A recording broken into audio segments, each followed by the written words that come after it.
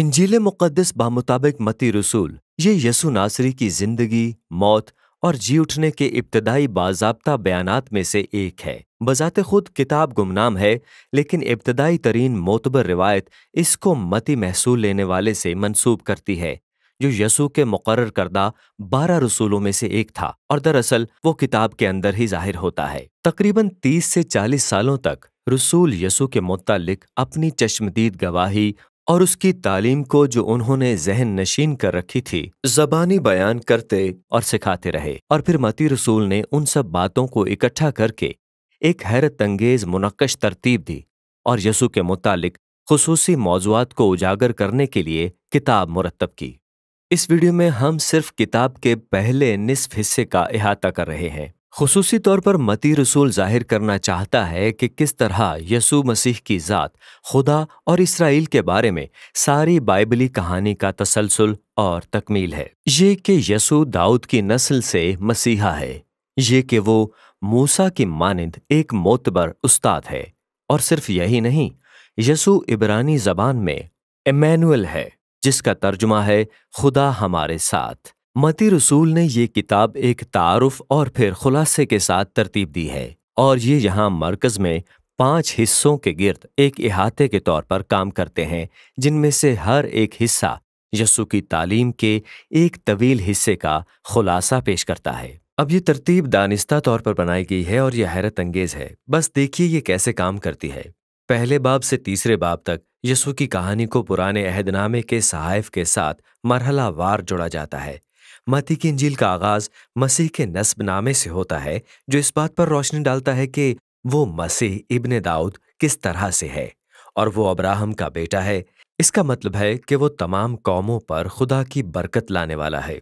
इसके बाद हम यसु की पैदाइश की कहानी तक पहुंचते हैं और मालूम करते हैं कि इन तमाम वाकयात में पुराने अहदनामे के नबूवती वादों की तकमील कैसे होती है। यानी कौमें आएंगी और मसीह को सजदा करेंगी, यानी मसीह बैतलहम में पैदा होगा। लेकिन इससे भी बढ़कर ये कि यसु रूहुल कुद्स की कुदरत से पेट में पड़ेगा और उसका नाम अमानुएल रखेंगे। ये सारी चीजें मिलकर जाहिर करती हैं कि यसु महज इंसान नहीं, वो खुदा हमारे साथ है, खुदा इंसान बना है। चुनांचे यहाँ आप तारुफ में मत्ती के 2 कलीदी मौज़ूआत को देख सकते हैं। वो दाऊद की नस्ल से है, वो अमानुएल है। लेकिन मत्ती रसूल ये भी दिखाना चाहता है कि यसु मसीह नया मूसा किस तरह है।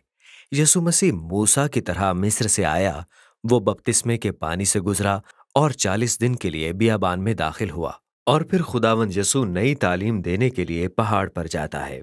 इन सारी बातों से मत्ती रसूल दावा कर रहा है कि यसु मौऊदा मूसा से अजीम शख्सियत है, जो इसराइल को गुलामी से निजात दिलाएगा, उनको नई इलाही तालीम देगा, उनको उनके गुनाह से निजात देगा और खुदा और उसके लोगों के दरमियान एक नए अहद का रिश्ता कायम करेगा।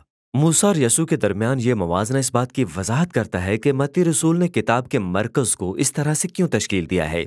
ये 5 अहम हिस्से यसु को एक उस्ताद के तौर पर जाहिर करते हैं, और मत्ती रसूल ने एक मवाजना किया है। यसु बतौर उस्ताद मूसा की 5 किताबों के मतवाजी है।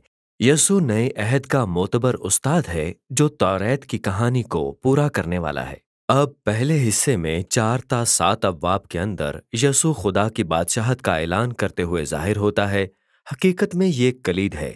हकीकत में बादशाहत खुदा की तरफ से अपनी सारी दुनिया को बचाने के इकदाम के बारे में है, और ये यसु बादशाह के जरिए वजूद में आ रही है।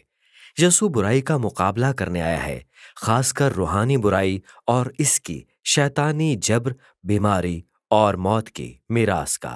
यसु खुदा की हुक्मरानी को बहाल करने और लोगों का ऐसा खानदान तश्कील देने की बदौलत पूरी दुनिया पर हुकूमत करने आया है, जो उसकी पैरवी करेंगे, उसकी तालीमात को मानेंगे और उसकी हाकमियत में जिंदगी बसर करेंगे।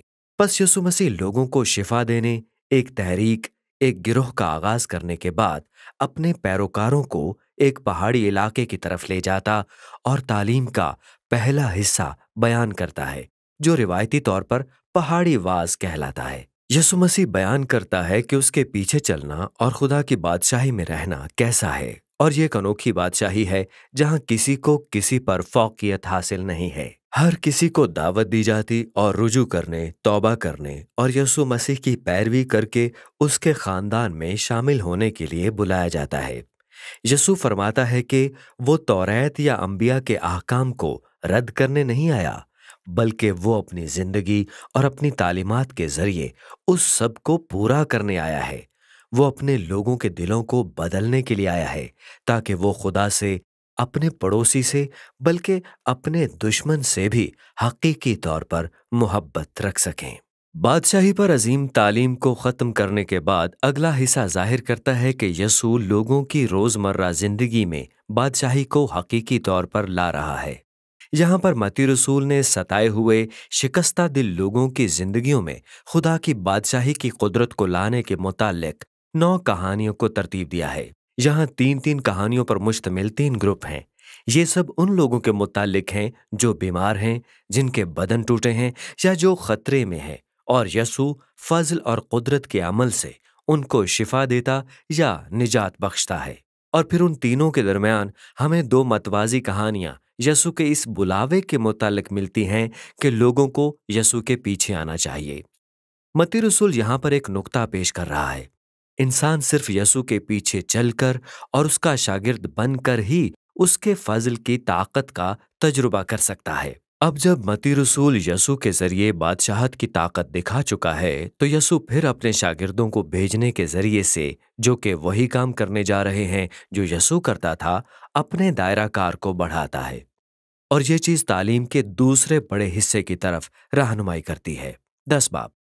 यहाँ यसू अपने शागिर्दों को सिखाता है कि बादशाही का ऐलान कैसे करना है और ये काम करते वक्त क्या तवक्कुआत रखनी है। इसराइल में बहुत से लोग यसू मसीह और उसकी बादशाही की पेशकश को कबूल कर रहे हैं, लेकिन इसराइल के रहनुमा कबूल नहीं कर रहे। अगर वो यसू मसीह के शागिर्द बनते और तौबा करते हैं तो उन्हें बहुत कुछ खोना पड़ेगा, और इस तरह यसू जानता है कि वो उसे रद्द करेंगे और उसके पैरोकारों को सताएंगे, और बिल्कुल ऐसा ही होता है। अगले हिस्से 11 से 13 अब्वाब के अंदर मत्ती रसूल ने इस बारे में कहानियों का एक मजमुआ इकट्ठा किया है कि लोग खुदावंद यसू और उसके पैगाम का जवाब कैसे देते हैं, और ये मिला जुला रद्द अमल है। कुछ कहानियां मस्बत हैं। बाज लोग यसू से प्यार करते हैं और समझते हैं कि यसू ही मसीह है। कुछ लोग गैर जानिबदार हैं, मसलन यूहन्ना इस्तबागी या यसू के खानदान के लोग, और वो वाजे करते हैं कि यसू वो नहीं जिसकी वो तवक्को करते थे। और फिर आपके पास इसराइल के रहनुमा है, वो पूरी तरह से मनफी सोच के हामिल हैं। आपके पास फरीसी और कलाम मुक़द्दस के उलमा हैं, वो सब मिलकर यसू को रद्द करते हैं। उनका ख्याल है कि वो एक झूठा उस्ताद है, यानी वो लोगों को गुमराह कर रहा है।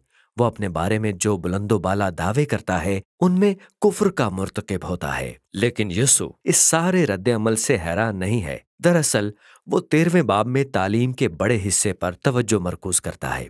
यहाँ मत्ती रसूल ने बादशाही के मुतालिक यसू की तमासील का एक मजमुआ इकट्ठा किया है। मसलन एक बीज बोने वाले की तमसील, जिसका बीज 4 किस्म की मिट्टी में गिरता है, या एक राई के दाने की तमसील, या फिर एक मोती या पोशीदा खजाने की तमसील। ये तमासील उस तफसीर की तरह हैं जो आपने अब्वाब 11 और 12 में पढ़ी हैं। कुछ लोग यसू को गर्मजोशी से कबूल करते हैं, बाज उसको रद्द कर रहे हैं, लेकिन खुदा की बादशाही इंतहाई अहमियत की हामिल है, और उन तमाम रुकावटों के बावजूद उसके फैलने में रुकावट नहीं आएगी। चुनाचे ये मत्ती की इंजील का पहला निस्फ हिस्सा है।